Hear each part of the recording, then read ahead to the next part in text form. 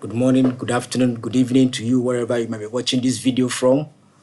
Okay, today I want to demonstrate how to access Power Query Editor in Power BI Desktop. Okay, I have read on social media, particularly on LinkedIn, where beginner data analysts or newbie data analysts post saying that they normally do their data cleaning and transformation in Microsoft Excel, then load the data back into Excel, open Power BI desktop, and do their visualizations from there.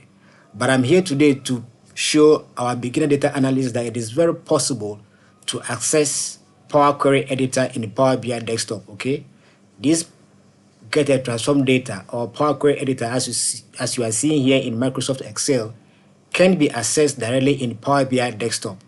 That is what I want to demonstrate today in this video. Okay, so I will exit Excel here and I will open Power BI desktop.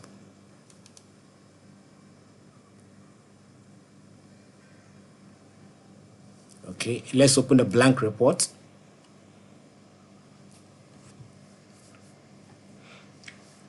Okay, our blank report is open, right? Okay, so on the home tab, on the home ribbon, you can see here we have transform data. I'll click on it and what do I see? Transform data. When I click on that one, this is what happens. It opens a window. This window you are seeing here is the Power Query Editor right here in Power BI desktop. All right, this is Power Query Editor. Now let's get some data into Power Query Editor. You see here, this is new source, right? So click on new source, and what do we have here? We have the various sources that we can actually get data from. Let me click on more and let's see what happens. Wow, voila. This is our get data dialog, right? I guess you're all familiar with this. So over here, we can see all the sources that we can get data from into Power Query Editor, right? We have our file here, which shows us all the data sources that are available to us to extract or to get data from. Database, our database sources are right here for us. Microsoft Fabric, right, data flows. Power Platform, the sources are right here. Azure, sources are right here, okay? Now, let's click on File, and let me click on Get Data from Text or CSV File. Continue. Okay, so I will locate where the text or CSV files are. I have something in my documents right here in this folder. I click this one, right? Open.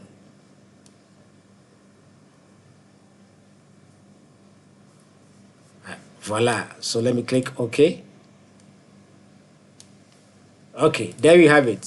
Okay, so I've successfully exported data from a CSV file right here into Power Query Editor.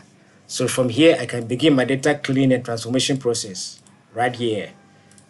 I can remove columns that are not needed, remove, or I can select the columns that I need, hold Control key. This one, amount,